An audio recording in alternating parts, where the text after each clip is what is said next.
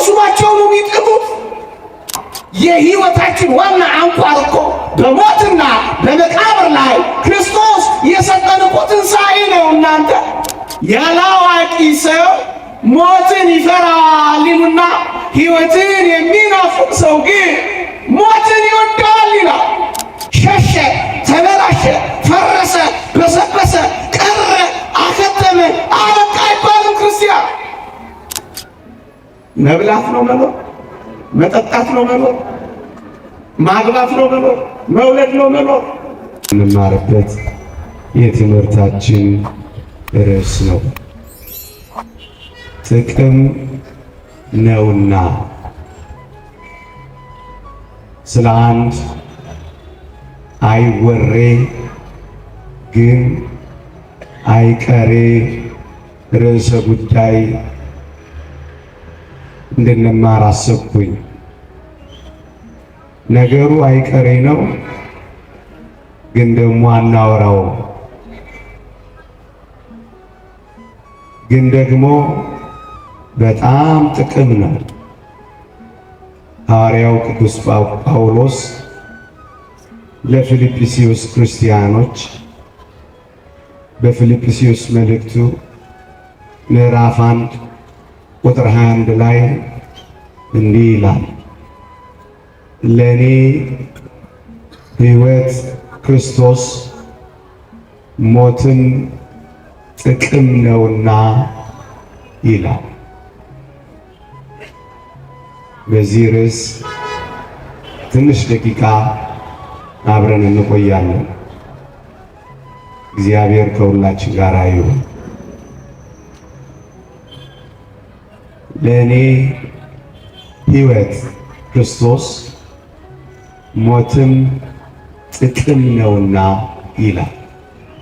ከዚህ ኃይለ ቃል ነው ጥቅም ነውና የሚል ርዕስ ያወጣው። እርግጠኛ ነኝ ሞት ጥቅም ነው ወይስ ጉዳት ነው ብዬ ብጠይቃችሁ ትንሽ ትምታታላችሁ ብዬ አስባለሁ። ጥቅም ነው ጉዳት ነው እኔ ስላልኳችሁ ሳይሆን እንደው እስካሁን ባላችሁ ግንዛቤ ጥቅም ነው ወይስ ጉዳት ነው?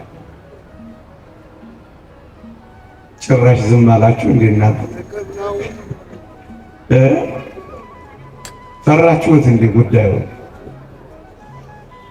ጥቅም ይመስላችኋል? ጉዳት ጥቅም ነው? ይጠቅማል? በሉ እሺ፣ አሁን መሞት የምትፈልጉ እስኪ እጃችሁን አውጡ።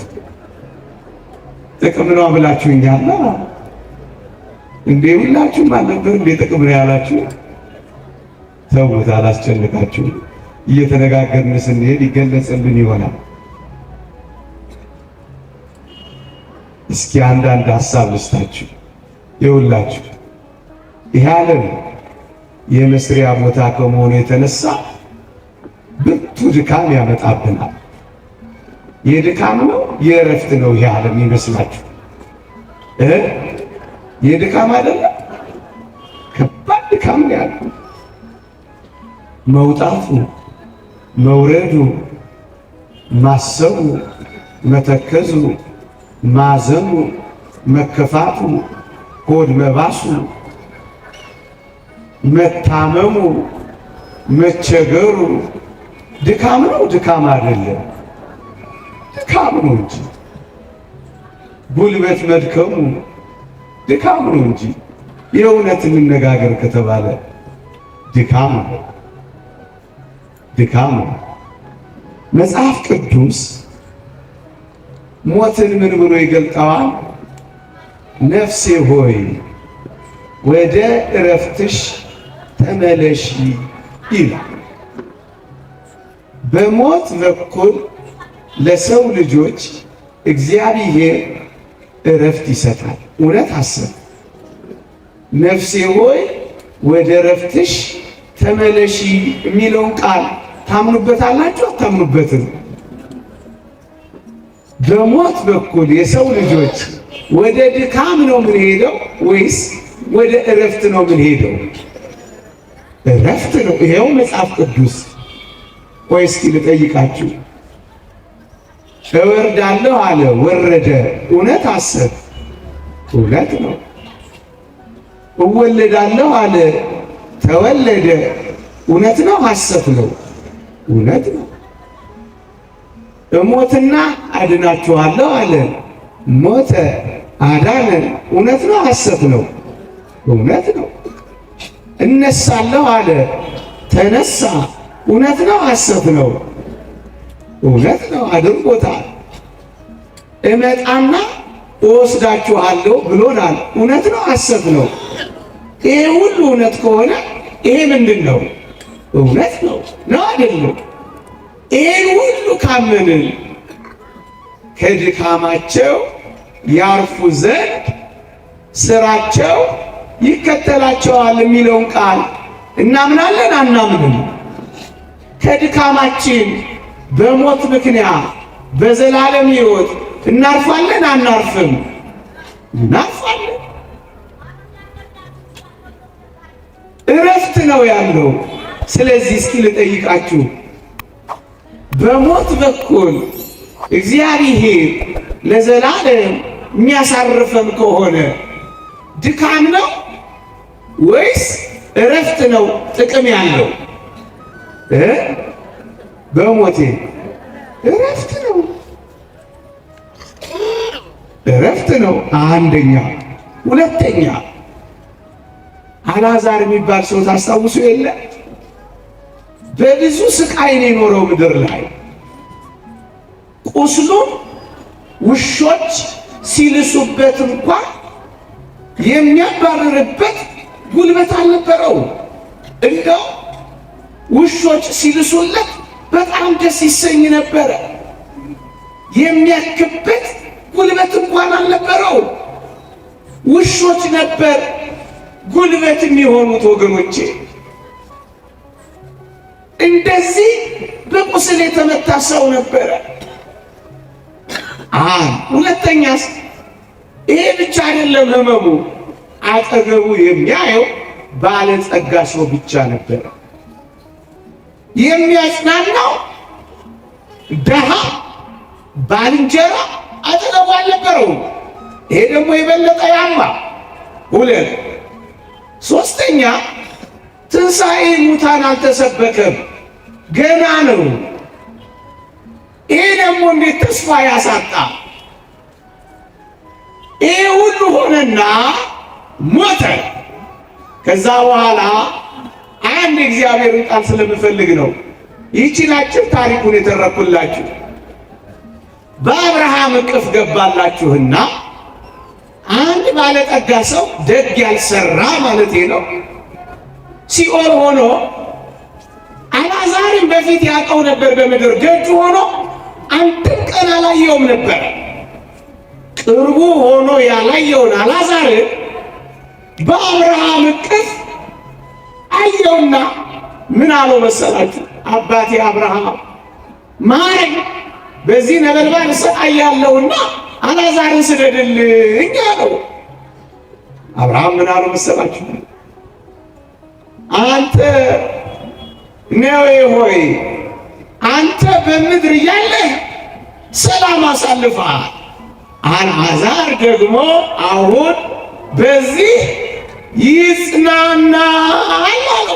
እኔ የምፈልገው ቃል የለው።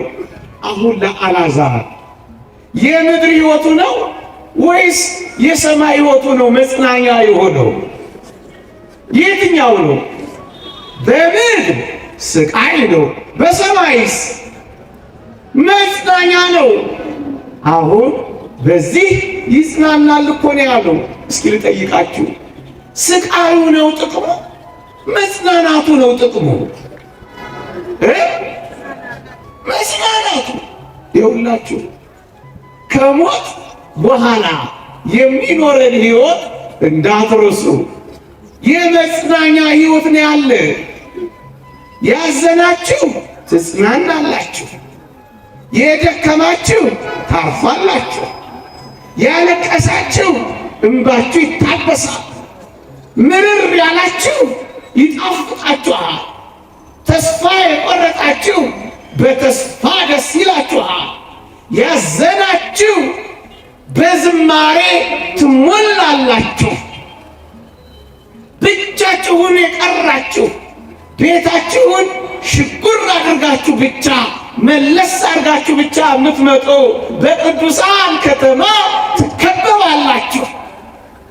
በቁስል ጥዝጣዜ ደጋግማችሁ የታመማችሁ አልጋ የያዛችሁ አሁን በዚያ በሰማይ ትጽናናላችሁ። ጥቅም ነው ጉዳት ነው? አልተዋጠላችሁም እንዴ? ጥቅም ነው ጉዳት ነው? ጥቅም ነው መጽናናት። ይሄ ዘመን ስቃይ የሆነባችሁ በእውነት የእግዚአብሔር ቃል እንደሚላችሁ ነገ ትጽናናላችሁ። ስለዚህ ሞት ጥቅም ነው ጉዳት ነው? ጥቅም ነው። ሁለት ሶስተኛ ሐዋርያው ቅዱስ ጳውሎስ ምን ይላል መሰላችሁ? ልሄድ ከክርስቶስ ጋር ልኖር እናፍቃለሁና አለና ከሁሉ ይልቅ እጅግ የሚሻል ነውና። እደግማለሁ በሞቴ ልሄድ ከክርስቶስ ጋር ልኖር እናፍቃለሁ አለ። እስኪ ልጠይቃችሁ፣ ስኔ በሞት ከማን ጋር የምንኖር ነው የሚመስላችሁ? ድምፃችሁ አሁን ያነበብኩላችሁ ቃል ከክርስቶስ ጋር ምን ልኖር? ወገኖቼ እንዴት ይመስላል? ስንሞት ሸሸ፣ ተበላሸ እንደሚባለው የአርጋጆች ለቅሶ ይመስላችኋል? አይደለም። ስንሄድ የምንኖረው ከማን ጋር ነው? ከእግዚአብሔር ጋር ከክርስቶስ ጋር ነው የምንኖረው። ወገኖቼ ይሱም ከክርስቶስ ጋር ለዘላለም መኖር ምንኛ ደስ ያሰኛል። የእሳትን ባህር በደረቱ ታቅፎ የሚያሻግር ከክርስቶስ ጋር መኖር ምንኛ ደስ ያሰኛል። ከልጆቻችሁ ጋር ከመኖር ይልቅ ከክርስቶስ ጋር መኖር ይበልጣል አይበልጥም? ታምናላችሁ? እናት ቆንጆች ሆይ ከባሎቻችሁ ጋር ከመኖር በላይ ከክርስቶስ ጋር መኖር እኮ ይበልጣል። ይበልጣል አይበልጥም? ይበልጣል። እዚህ መኖር ጥቂት ደስ ያሰኛል፣ እውነት ነው። ከሁሉ ይልቅ ግን የሚሻለው ከማን ጋር መኖር ነው? ከማን ጋር? ይሄው የእግዚአብሔር ቃል ከሁሉ ይልቅ እጅግ የሚሻል ነውና ይላል። ከሁሉ ይልቅ ከአክቲቪስቶች ጋር ከመኖር ይልቅ ከክርስቶስ ጋር መኖር ይበልጣል አይበልጥም? ይበልጣል እንጂ ይበልጣል እንጂ። ከሚያጋድሉን ጋር ከመኖር ይልቅ ሕይወት ከሚሰጠን ጋር መኖር ይበልጣል አይበልጥም? ይበልጣል እንጂ። ሁሉ ከሞላለት ጋር መኖር ይበልጣል አይበልጥም? ይበልጣል እንጂ። ከሁሉ ይልቅ እጅግ የሚሻል ነው። ከእናንተ ቤት በግንብ ከገነባችሁት፣ በጭቃ ከለሰናችሁት፣ በሲሚንቶ ከበረጋችሁት፣ በሽቦ ካጠራችሁት፣ በብረት ከዘጋችሁት ብርና ቤት በላይ ከእሱ ጋር መኖር አይበልጥም? ይበልጣል አይበልጥም? ጥቅም ነው የምላችሁ እኮ ለዚህ ነው። ይሄው መጽሐፍ ቅዱስ እኮ ነው። ታምኑት የለ ከሁሉ ይልቅ እጅግ ምን የሚል ነው? እስኪ በሉልኝ በሞቴ እንደው አስብዬ አላውቅም። ዛሬ እስኪ ላስብ። ከሁሉ ይልቅ በሉ እስኪ እጅግ የሚሻል ነውና። ጥቅም ነው ጥቅም አይደለም? የሚሻል ነገር እኮ ጥቅም ነው ወገኖቼ። እስኪ አሁን ነገሮችን ወደ ማፍታታት እንሂድ። ይሄን እንደ መግቢያ ቆጠሩልኝና መኖር ማለት ምን ማለት ነው? መብላት ነው መኖር? መጠጣት ነው መኖር? ማግባት ነው መኖር? መውለድ ነው መኖር? እስኪ የኔን ትርጓሜ ስሙኝ። መኖር ማለት ለመሞት መኖር ማለት ነው። እውነት አሰብ መኖር ማለት ይኸውላችሁ፣ መድረክ ላይ ይዤ እኔ ስለምናገር ሁሉንም እውነት አትበሉ፣ ግድ የለም መሞገትም ትችላላችሁ። መኖር ማለት ለመሞት መኖር ማለት ነው። እውነት አሰብ መኖር ማለት ለመሞት መኖር ማለት ነው። ጥያቄውን ልቀይረው። ኖረ ኖረ ኖረ ኖረ ኖረ ምን እንሆናለን? በቃ ስለዚህ የምንኖረው ምን ለመሆን ነው? ያ ማጀቢያ ነው። መውለድ፣ ማግባት፣ መብላት፣ መኳ፣ መስራት፣ ይሄ ምንድን ነው? አጃቢ ነው። አሁን የምንኖረው ለመጨረሻው ነገር እሱ ለምንድን ነው? ምን ነው ፈራችሁ? የምንኖረው መጨረሻው እኮ ለመሞት ነው። ሌላ ለምንድን ነው? ኖረ ኖረ ምንሞት ከሆነ የምንኖረው ነው። ይሄን ብቻ ብነግራችሁ ግፈኛ ትሉኝ ነበር። ይሄን ብቻ ግን አልነግራችሁም። የምንሞተውስ ለምን ይመስላችኋል? ቅድም እንዳልኳችሁ ሸሸ ተበላሸ ለመባል የምንሞተው ለምን ይመስላችኋል? ለመኖር። ይኸውላችሁ ሞት እንደ ቀድሞ አይሰለጥንብንም። ምክንያቱም ክርስቶስ ሞትን አሸንፎታልና። እደግመዋለሁ፣ ሞት እንደ ቀድሞ አይሰለጥንብንም። ምክንያቱም ክርስቶስ ሞትን ድል ነስቷልና። ስለዚህ የምንሞተው ለዘላለም ምን ለመሆን ነው? ለመኖር ነው የምንሞተው። እስኪ አንድ ጥያቄ ጠይቃችሁ፣ ሕያው መሆን የምትፈልጉ እስኪ እጃችሁን አውጡ። ኧረ ማይፈልጋል ለዚህ ነው። አልሰማችሁኝም? ሴት እናቶችና እኮ አባቶች ስላላችሁ ነው ይሄን ርዕስ ማንሳት የፈለኩት። ወጣቶች ቢሆኑ ኖሮ ይገሉኝ ነበር። ይሄን ርዕስ አላነሳም ነበር። ማታ ደግሞ ሌላ ነው ጨዋታችን። እስኪ ጠይቃችሁ፣ ሕያው መሆን ትፈልጋላችሁ አትፈልጉ? ሕያው መሆን የምትፈልጉ እስኪ እጃችሁን አውጡልኝ። እሰይ እንደዚህ ያስደስቱኝ እንጂ አውርዶ አንድ የእግዚአብሔር ቃል ላንብብላችሁ። ካልሞት ሕያው አትሆንም። ሕያው መሆን ትፈልጋላችሁ? እጃችሁን አወጣችሁ። ሕያው ለመሆን መሞት አለባችሁ እና መሞት የምትፈልጉ እስኪ እጃችሁን አውጡ። እንደምን ነው ቀነሰ? አሁን እየተስማማለሁ አባቶቼ፣ ዛሬ ተስማምተናል። ይሄን ሁሉ ህዝብ ረፍረፍ ነው የሚል አሁን እንደዚህ እጅ አውጥታችኋል አይደል?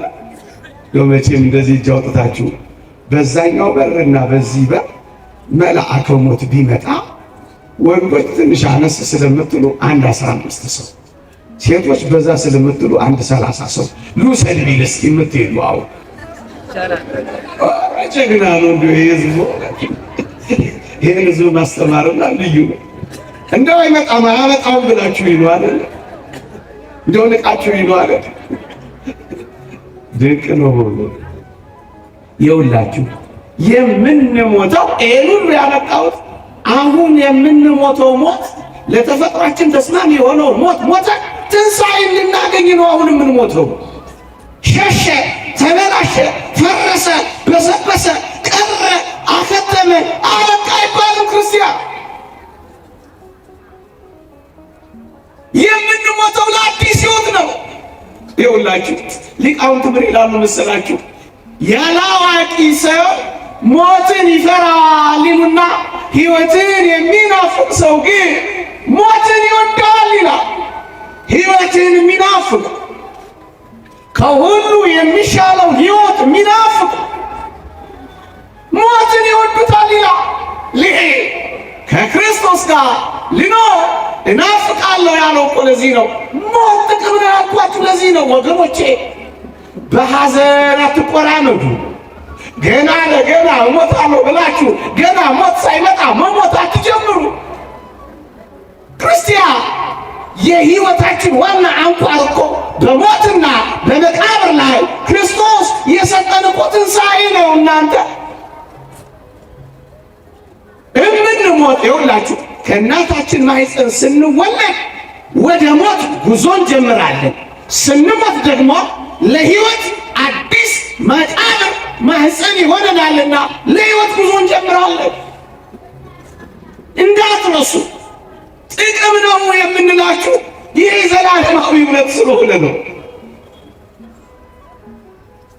ይኸውላችሁ ይሄ የቀበሌ መታወቂያ መሰለኝ እኮ ያዘናጋን። ይሄ የቀበሌ መታወቂያ የመኖሪያ መታወቂያ ነው የሚለው እውነት ነው። ይህ ዓለም አሁን መኖሪያ ነው መቆያ ነው። አሁን እኛ መኖሪያ መስሎን እኮ ነው የምንጋደለው። እነዚህ ኃያላን የማይወድቁ መስሏቸው ነው የሚገሉት። እነዚህ መሳሪያ የጨበጡ አንድ ቀን የማይወድቁ መስሏቸው ነው የሚጥሉት። ሰው እንደሚሞት ትሞታላችሁ በሏቸው። ወገኖቼ ሞት በቅርብ እንዳለች የሚያስብ ሰው ኃጢአት አይሰራም ይላል ቅዱስ ባስልዮስ።